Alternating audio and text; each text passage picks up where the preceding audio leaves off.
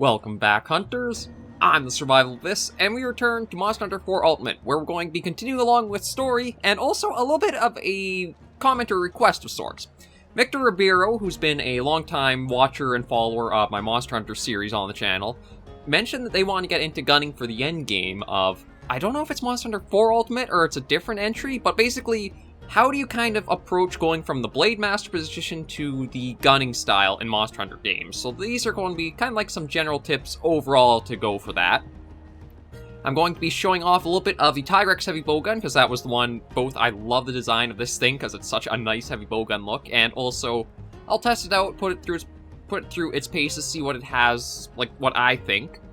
Probably the big thing to do for the transition between, like, Blademaster to Gunner, I admit, I've never really done that myself, because I've been mostly a Gunner-focused build, Gunner-focused hunter, but my suggestion would be the very first step is getting comfortable with the fact that you're going to probably have to heal and keep a high health threshold at most times. The reason being, Blademasters, you can usually get away with getting a few hits in from monsters and they'll knock chunks of your health off, but Gunners, no matter the generation, as you get up there in high rank and G rank, if the game allows that, you are going to be losing health very, you're basically going to get close to being one-shot a number of times by certain attacks. So it's good to start with getting comfortable with actually stopping, healing, and getting yourself topped up pretty often. My kind of, I guess, general thinking for health threshold would be, if you're in low rank, if you get knocked to 50% or lower, top yourself up. If you're in high rank, if you get knocked to, you could probably say maybe 60 to 70%, I'd probably lean more to the 70% range, heal yourself up if you get hit below that, and if you're at G rank, any hit you basically want to get yourself up to nearly full or at least 95% health. The reason being, a lot of attacks can hit so much harder than you're expecting because you might have the Blademaster thinking of, I'm actually got some armor on me, this can protect me and I can tank a hit or two.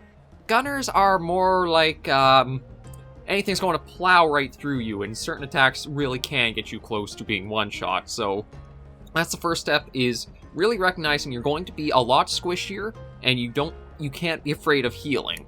One of the things to also understand is inventory management a little bit. So you're probably going to need to combine ammo on hunts.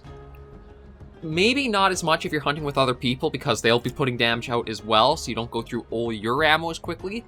But it doesn't hurt to have something like a couple of combo books or so to just bring up whatever ammo type you are going to focus primarily on. The combinations are guaranteed to come through. Because if I go into the combo list, if I go back to, let's see what the Pierces are.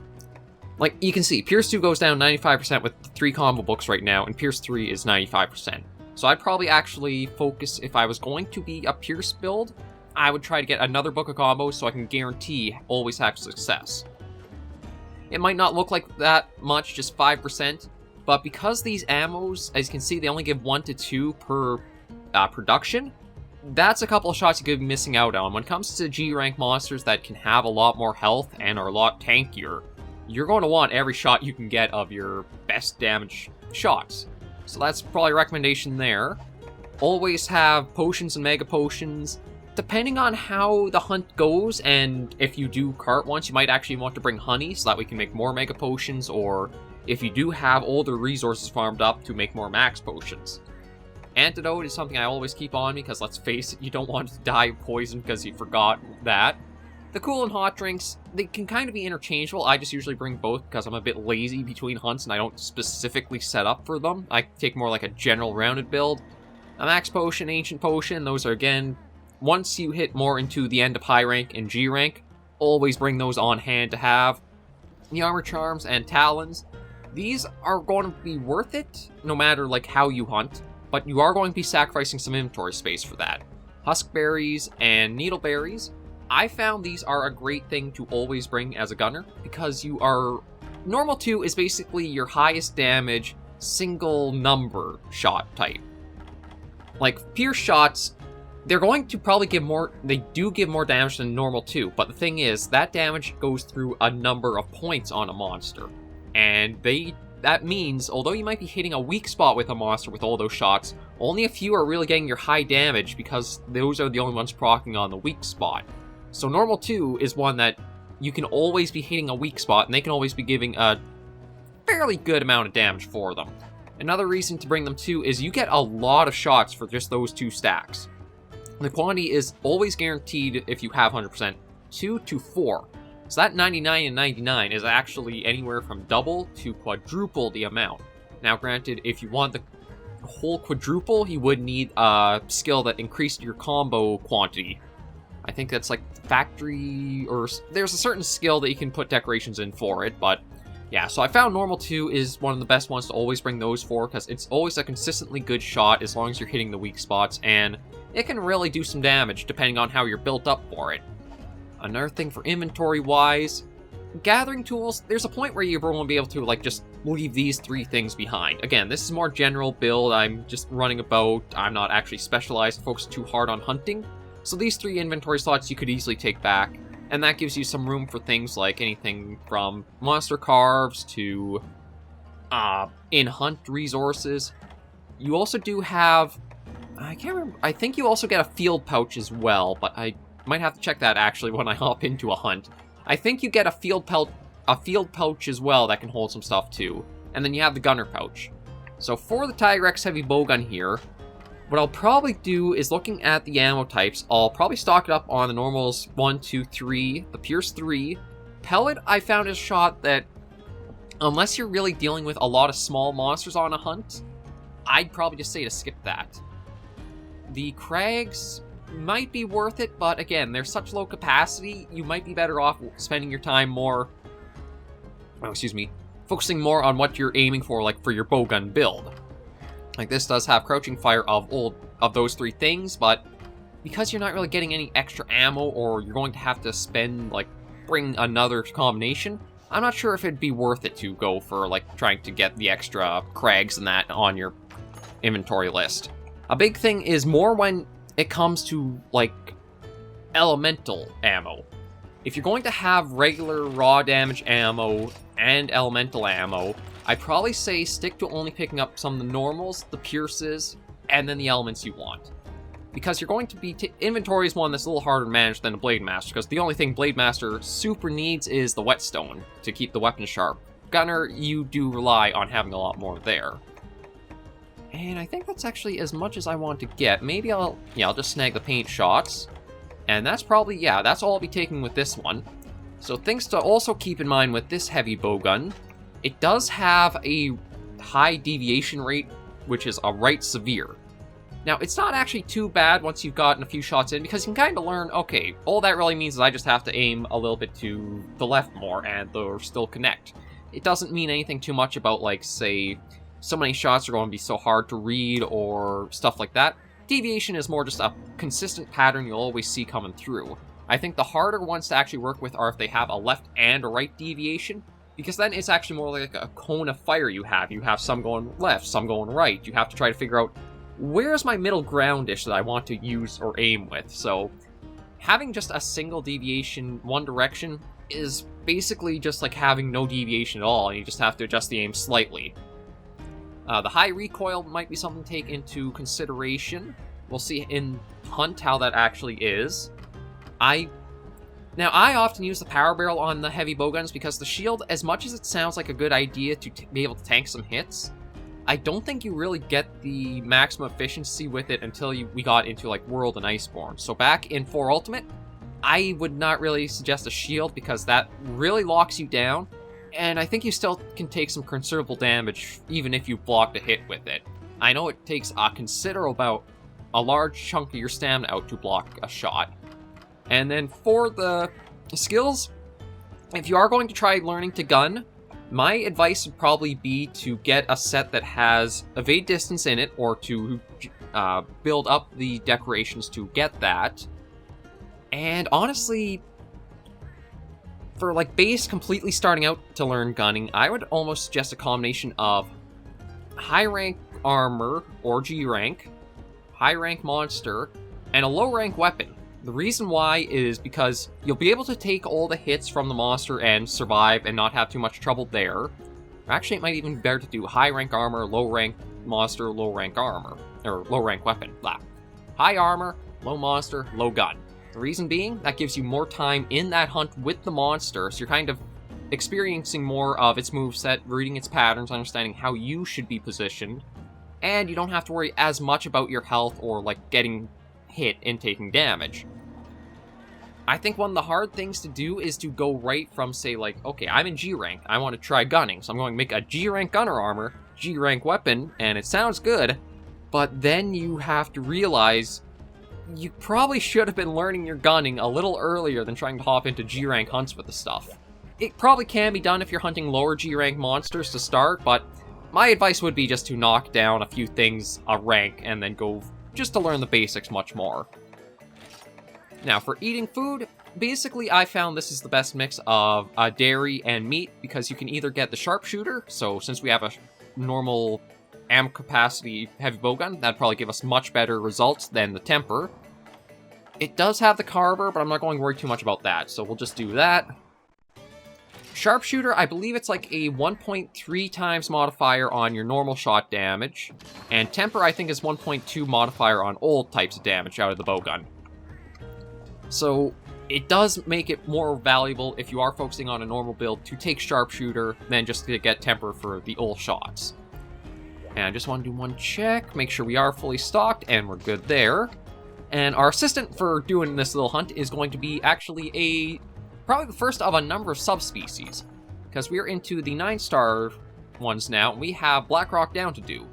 So we're going to go after Black Gravios, and he's going to be our assistant for going through on what's like to, or my suggestions and tips for like going right into a hunt as a gunner, or trying to learn gunning. There's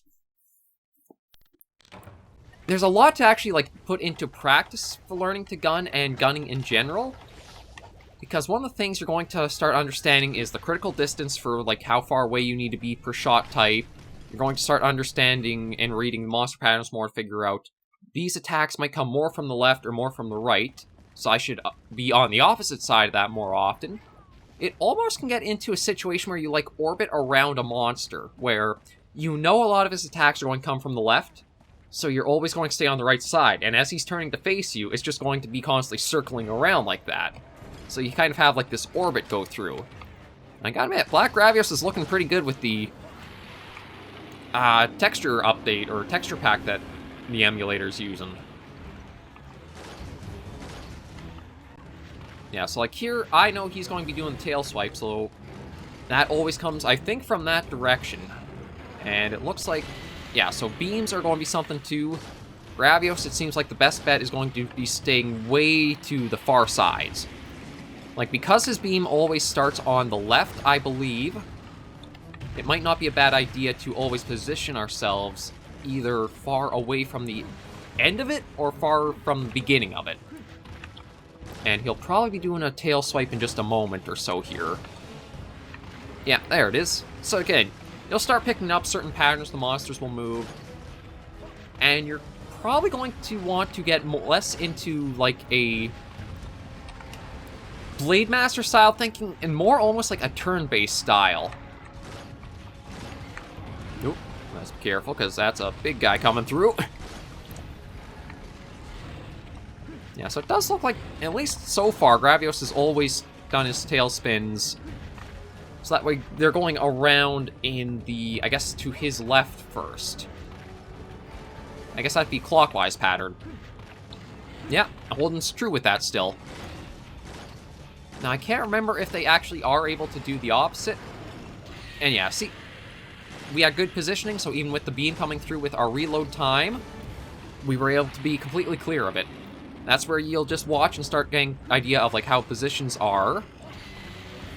And the reason I say turn-based is because you can kind of start picking up movements that are like, okay, when he's doing this, this is when I have my opportunity to do stuff, but when he's doing this, I should be more moving and getting out of the way. Like, okay, so we'll say that's his turn, and now he's getting his turn ready. Most monsters have this little kind of animation where they do 2 little turns or 2 full turns to line up with you. Depending on how far you are, like, around it, it's either 1 turn or 2. So as a gunner, you almost want to I don't know where he's going there. You kind of want to consistently get yourself so that way he's going to be doing 2 turns before he's locked onto you. I'll see if I can pull him forward, and then we'll try to show that off again. Okay, so he's coming this way. Evade distance, again, I love it on heavy bowgun. It almost feels like it's just natural and fits with the weapon to have that.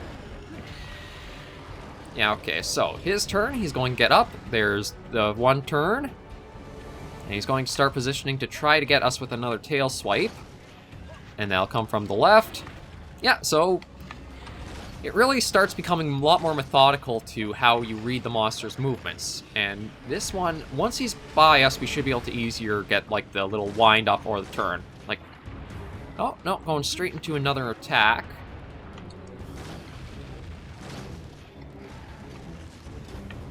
Yes, there's one, there's the second turn. Those will give you a lot of opening to be able to, like, position yourself and figure out where you want to exactly stand to be getting a lot of damage into them, or where to get yourself set up so you're safe from them.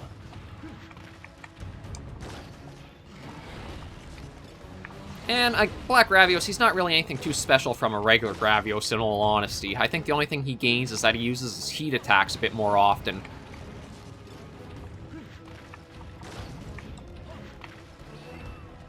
Yeah, so he should... Yeah, there's the tail swipe.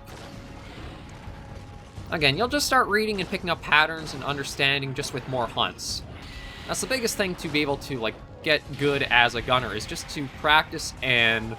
Oh, actually, I was able to get that just a single attack. And then always...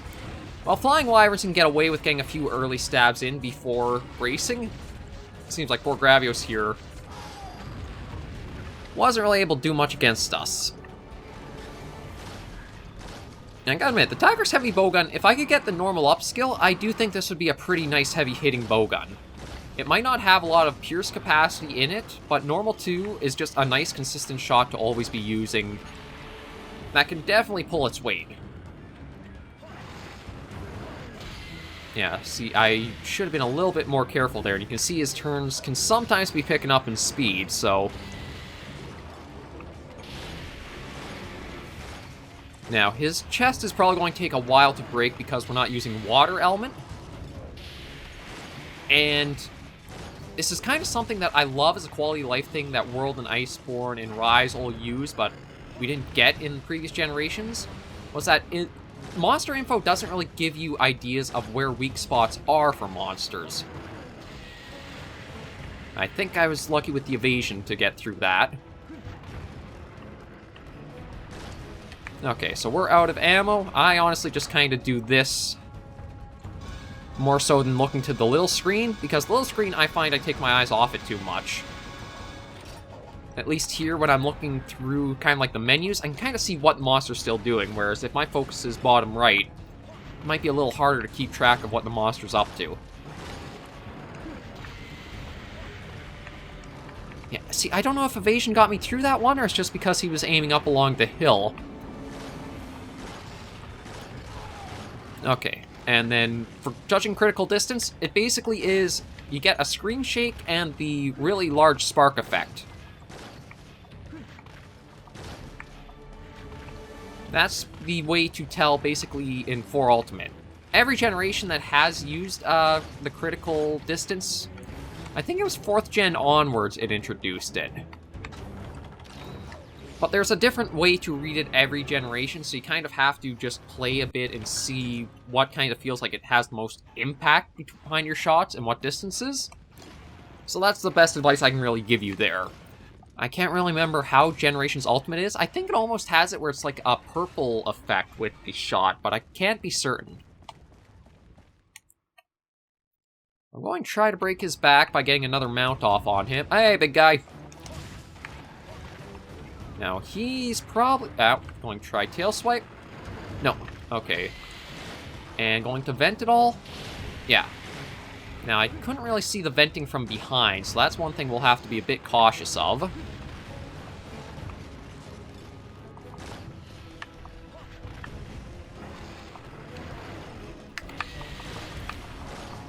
And let me see if I can even break their wings, too, because I think Black Gravios and Gravios in this generation, they had a lot of breakable parts. The head, the chest, the back, and I think, again, the wings were one that you could get as well.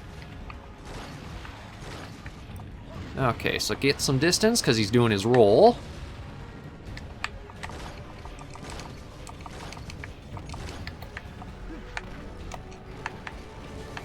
And he'll probably be starting from the left. Yeah. Again, if you can read it, the evasion skill can help, but I'd focus more on just learning without it to begin with, and then once you've gotten better at learning your positioning, then the evasion just becomes some nice extra to get.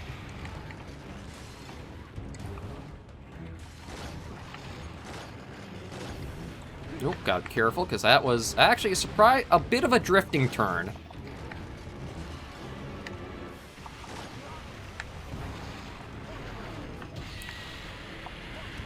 Yeah, so I think I was lucky because I was down on the lower platform. We were out of reach of the beam more so than I was able to, like, use the iframes to dodge out of it. Okay, so there's that. Okay, that's both wings broken. I think I just need his back now, really. But the only way I'm going to get that, I think, might be from mounting him. And yes, in this context, I'm using the word mounting him. Yes, Monster Hunter, that's a mechanic. There we go. I wasn't sure if I'd be able to get it off, but sometimes the hitboxes can be funky in your favor. Yeah, so you can get a good wind-up time. It doesn't hurt to just brace yourself first and then see what the monster's doing when you start a mount, because there's a lot of times where they go immediately to trying to shake you off with everything they can. And you know what? I might actually... See, I don't know if I'll be able to break the back or not. So I might actually switch to Pierce 3 for a bit. And this is where we're going to see much more of, like, the... Yeah, reload time's a bit longer. The recoil is probably going to be a lot more dangerous to work with. Yeah, because, like, that's only the time where the recoil wore off. Once you see, if you are using the scope, and that's kind of my general style for aiming. Once you see the arrows come back, that's like your time you can actually put inputs back in again. Be mindful about getting close to corners and walls, though. Yeah, see, like, this is pretty far below the health threshold I'd like to keep, so... I think it's even funny that the cats recognize that, too. There we go, so now we're back up to over the threshold I'd want to keep. Yeah, so I'm not going to shoot because he's going to do his turns. And now we can get a shot in.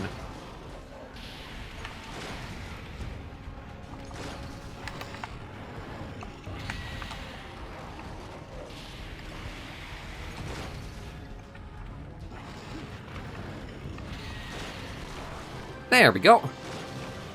Now, I'm going to switch back to normal 2, because I think I might have a better time using that on the stomach than the pierces, just because I don't have... Yeah, like, each ammo type almost has different recoil and reload speeds to them, so it's good to kind of learn all of the ammo capabilities and understand their timing. A lot of the bowgun comes down more so to just understanding the timing of when to shoot, when to reload. Like here, I might need to... Okay, yeah, so he's going to do the 2 tail swipes. I can reload there. Okay, he's really ticked off now, because he's getting pretty fast. But understanding your positioning and a single dodge or 2 can keep you out of most attacks with the evade distance. It's why I highly recommend, if you're going to learn, or even just gun in general, it's a nice skill to have.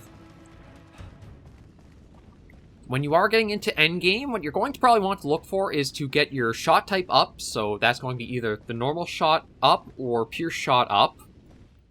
Evade distance, I think, is still going to be a very high quality of life thing to keep and try to get into G rank. So I would recommend, if you can get that what is that? Oh! I did not realize he could actually do that! That's actually kind of neat attack.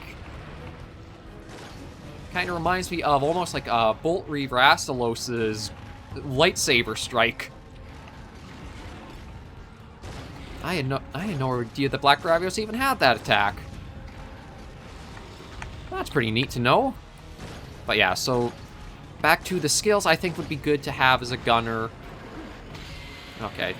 Again, I think I got lucky there because of the ledge we're at. Yeah, so he's calmed down already again. The evade distance is definitely a good one. Your shot type up. Now, often, a lot of the meta is to use the weakness exploit, because if you do have those weak spots, that can be very good. But you do have to be careful with that as well, because it could also be a dead skill depending on the monster you're up against. I mentioned Bolt Reaver Astalos because he's actually a monster where for gunners, weakness exploit will do you nothing. You have to have the monster's weak spot be a certain threshold that the game doesn't really give you information about for it to trigger and proc off, because it's, what is it? I think it's something like if you hit the weak spot that has a threshold of, say, a 45 value, you get the affinity boost of like 30% extra affinity or something. So it can be a very potent and powerful skill, but there are some monsters where if you don't have... Ooh, the Super Beam. I really do like that. It makes me wish we could get Gravios in Rise, or I guess coming in Sunbreak now would be the better term for it. Oh yeah, so he's going to be limping off. We didn't really do too bad for, like, the amount of ammo we used, because we didn't really use that much Pierce, did we? Yeah, we didn't even use 10 shots of Pierce 3. Gravios is a pretty hard monster to also get damage off as a Blademaster, because weapons can bounce very often on his hide. So all we gotta do is basically finish up this hunt, and he'll be good. Or will be good. And I'm trying to think if there's anything else to recommend. I think there's nothing else really in Hunt to recommend besides never trying to be right, like, in front of him at the end of his 2 turns. Always be a bit off to his side. Or any monster's side, really. Because that'll help you just avoid attacks more, and you get a little bit extra safe distance with them. Yeah, see, like, that was a bad thing to kind of do. I let him get the both turns in and remain basically right in his front center. Oh, I mean, if you're going to give me that opening, I'll take it for sure. And that's the sweep, so let's see. I should be dodged out of it. The only thing I'll probably be talking a little bit... Yeah, okay, so Hunt's done. So when we get back, in these older games, because you didn't have, again, like, a lot of in-game information of what the weak points are, the thresholds they were, or elemental resistances, there's kind of a cheat way in-game. You could look back and...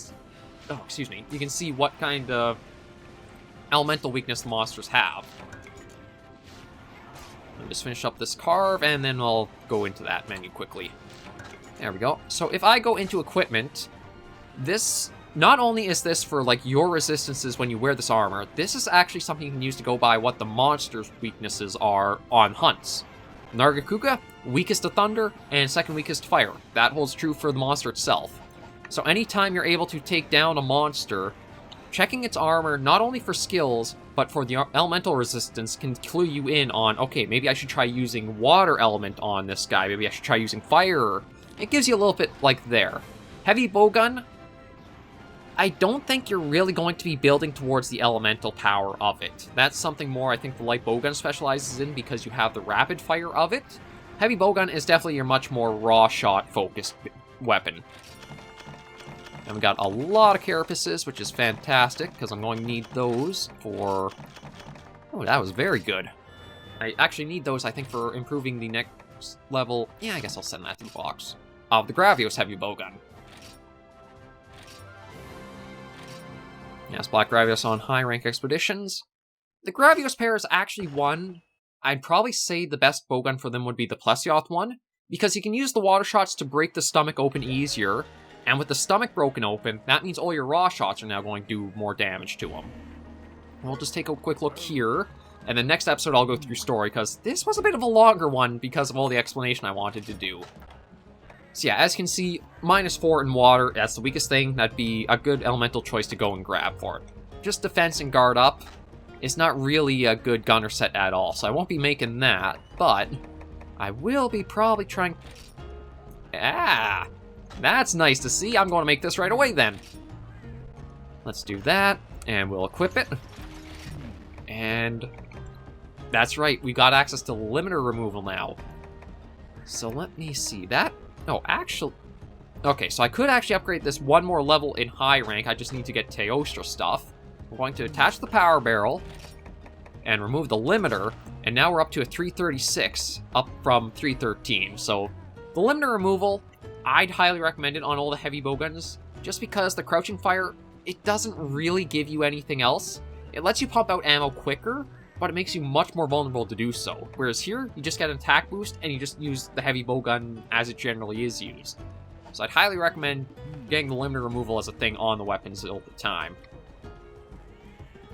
And I think with that, that brings most of my tips to a close here. Again, I think the Tiger X Heavy Bowgun, it would be a good one, but I do think I'd recommend getting the normal up on it, just so that way it does have some extra punching power with that built in. But I'm going to save things here. That's what I was looking for. So thank you guys very much for joining me on this episode of Monster Hunter 4 Ultimate. If the tips were helpful, be sure to give the video a like, and if you have any other questions, comments, etc., be sure in the comments right down below. I'm always happy to help or give some advice however I can when it comes to gunning, since I wouldn't say I'm a great gunner, but I'm good enough to at least get through some games, as you guys have seen in some of the series. So until I do catch you on the next video or episode, Hunters and Survivors, please remember, as always, to take care, stay alive, and happy hunting.